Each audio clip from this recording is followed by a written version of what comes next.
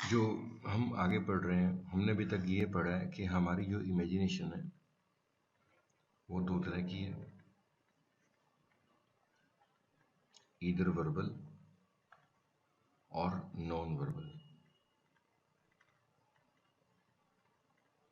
साथ में हमने ये पढ़ा कि जो हमारी वर्बल इमेजिनेशन है इसमें वर्ब आती है, नॉन वर्बल इमेजिनेशन में वर्ब नहीं आती। और वर्बल इमेजिनेशन आगे हमने चार तरह की पढ़ी, कंपल्शन, प्रोग्रेशन, फिनिश्ड और रूटीन। कंपल्शन के अंदर मजबूरी होती है, प्रोग्रेशन में काम चल रहा है, फिनिश्ड में वो काम खत्म हो चुका है, रूटीन में वो काम रिपीटेडली होता है। अब हम ये पढ़ेंगे कि इस वर्बल इमेजिनेशन को लिखने के लिए, पढ़ने के लिए, बोलने के लिए इंग्लिश में 5 तरह की वर्ब्स हैं। 5 फॉर्म्स ऑफ वर्ब है हमारे पास इंग्लिश के अंदर। फॉर एग्जाम्पल, जैसे मान लेते हैं कोई लड़का खेल रहा है,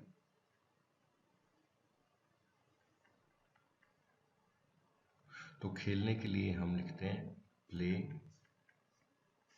played, played, playing, pledge.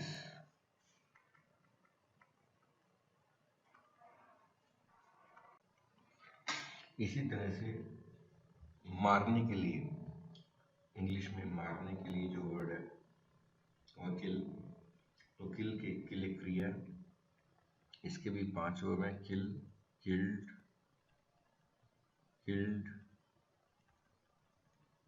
Killing, kills. ऐसे खाना बनाने के लिए कुक, कुक्ड, कुक्ड,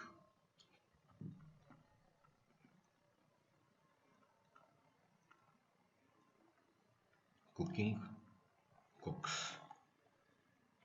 तो यहाँ से हम क्या सीख रहे हैं कि इंग्लिश में क्रिया को यानी कि वर्बल को डिस्कस करने के लिए 5 तरह के वर्ब हैं।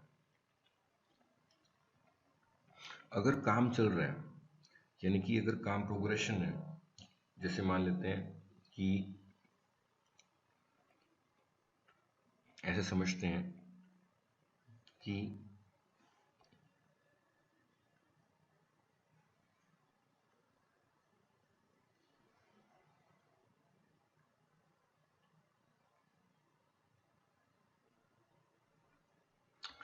वेल 5 फॉर्म को हम डिस्कस करते हैं। जैसे हम पहले डिस्कस कर रहे हैं फोर्थ फॉर्म यानी कि आईएनजी। हमने ये पढ़ा था कि वर्बल जो इमेजिनेशन है या तो ये कंप्रेशन होती है या फिनिश्ड होती है या प्रोग्रेसिव होती है या रूटीन होती है। प्रोग्रेसिव का मतलब होता है काम चल रहा होना। अगर काम चल रहा है, जैसे ऐसा सोचो कि ये लड़का फुटबॉल खेल रहा है, ऐसी ये गाड़ी है और गाड़ी को ये लड़की चला रही है। ऐसे ही देखते हैं ये टीचर क्या कर रहा है, क्लास में बच्चों को पढ़ा रहा है।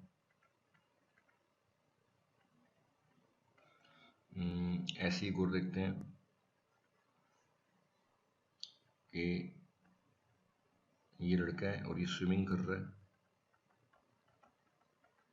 स्विमिंग कर रहा है। तो इन सब के अंदर हम ये देख पा रहे हैं कि जो काम है वो चल रहा है, इन सब में काम चल रहा है। और जब काम चल रहा होता है, काम चल रहे होने के लिए हम आईएनजी का इस्तेमाल करते हैं, यानी कि फोर्थ फॉर्म का इस्तेमाल ये बताता है इंग्लिश के अंदर कि वो काम जिसकी हम बात कर रहे हैं वो चल रहा है, ये बताता है।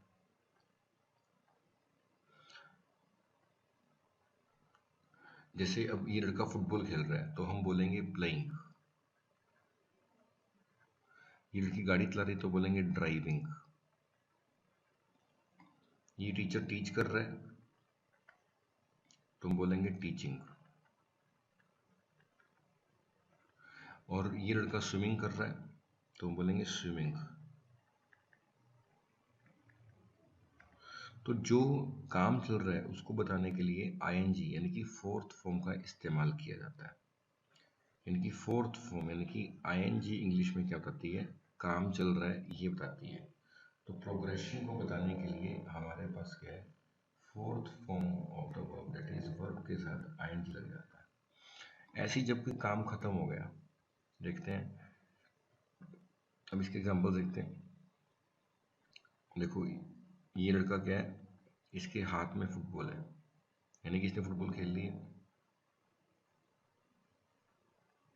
ये लड़की गाड़ी से बाहर आ चुकी है, यानी कि इसने गाड़ी चला ली है। ऐसे ही ये टीचर है, टीचर क्लास के बाहर आ चुका है।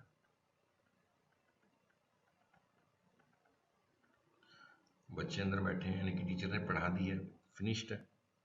और ये लड़का स्विमिंग पूल से बाहर आ चुका है, ये स्विमिंग पूल है, तो ये फिनिश्ड है। फिनिश्ड को बताने के लिए इंग्लिश के अंदर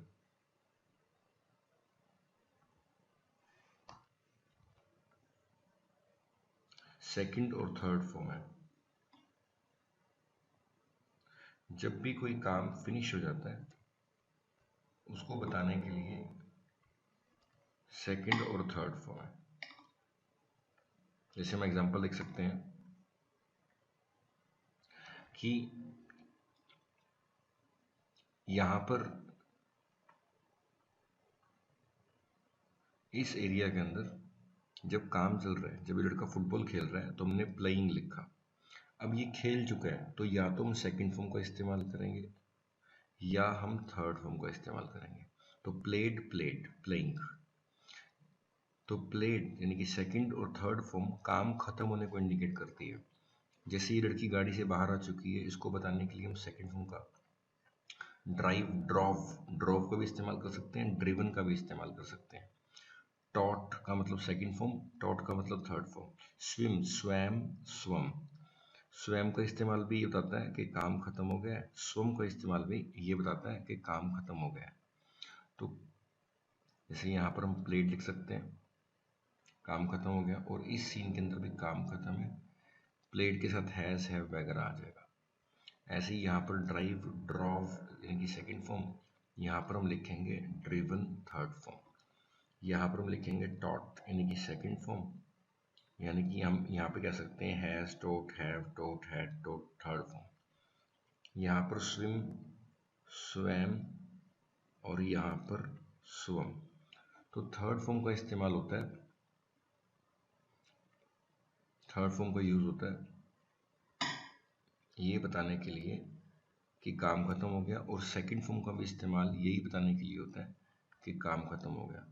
यानी कि जो सेकंड फॉर्म और थर्ड फॉर्म है,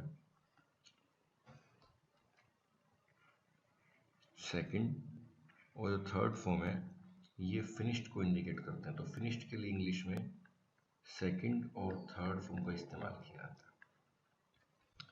नेक्स्ट हमारे पास फॉर्म्स रहेगी, यानी कि प्लेइंग तो हो गया, काम चल रहा है, सेकंड फॉर्म हो गया, काम खत्म, थर्ड फॉर्म हो गया, काम खत्म। अब हमारे पास फर्स्ट और फिफ्थ फॉर्म बची हुई है। अब हम क्या कर रहे हैं, फर्स्ट फॉर्म को एक और बार लिख रहे हैं। फर्स्ट फॉर्म को मैं एक और बार रिपीटेडली लिख रहा हूँ लास्ट में, प्ले।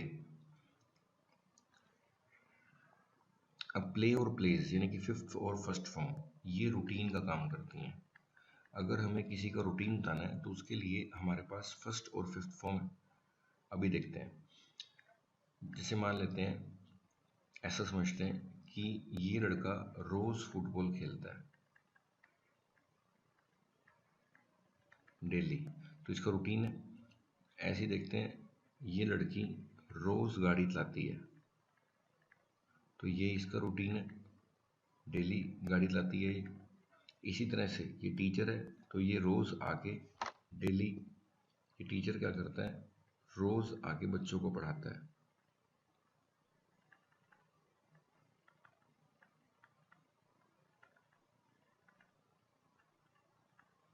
ये रोज आके बच्चों को पढ़ाता है, ये डेली है।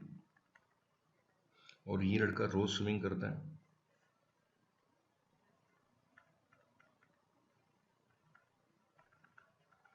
और डेली स्विमिंग करता है, ये इसका रूटीन है। तो रूटीन को बताने के लिए हमारे पास फिफ्थ और फर्स्ट फॉर्म का इस्तेमाल हम करते हैं। तो अभी तक हमने क्या देखा कि अगर काम चल रहा है, जैसे टीचर है, ये टीचर पढ़ा रहा है, तो काम चल रहा है, इसके लिए आईएनजी है हमारे पास, फोर्थ फॉर्म है। ये पढ़ा चुका है, क्लास से बाहर आ गया, तो इसके लिए सेकंड और थर्ड फॉर्म है। और ये रिपीटेडली पढ़ाता है, रोज़ पढ़ाता है, डेली पढ़ाता है, हर हफ्ते पढ़ाता है, तो इसका रूटीन है, जिसके लिए फर्स्ट और फिफ्थ फॉर्म है। और हमारे पास एक और फर्स्ट फॉर्म हमने एक्स्ट्रा रखी हुई है। ये फर्स्ट फॉर्म कंपल्शन को बताने का काम भी करती है। अगर कोई मजबूर है तो उसके लिए भी हम फर्स्ट फॉर्म का ही इस्तेमाल करते हैं।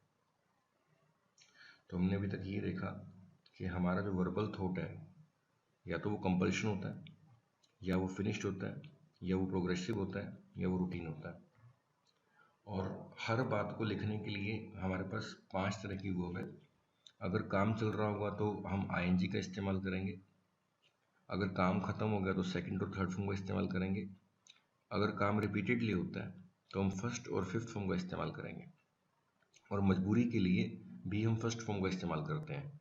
जैसे इमेजिन करते हैं कि ये लड़की की मजबूरी है गाड़ी चलाना, इसके पास और कोई ऑप्शन नहीं है, पैसे नहीं है, नो मनी। तो इसको लिखने के लिए सेंटेंस को हम फर्स्ट फॉर्म यानी कि ड्राइव का इस्तेमाल करेंगे। तो कंपल्शन के लिए फर्स्ट फॉर्म, ख़त्म होने के लिए सेकंड और थर्ड फॉर्म, काम चल रहा है तो आईएनजी, और रूटीन के लिए फर्स्ट और फिफ्थ फॉर्म का इस्तेमाल किया जाता है। अब हम थोड़ा सा और इसको डिटेल में लेकर जाएंगे। चलो अगले लेक्चर के अंदर हम इसको डिस्कस करेंगे कि आगे हम कैसे सीख सकते हैं। आज के लिए इतना ही काफ़ी है, बाकी हम आगे के लेक्चर्स में करेंगे। Thank you.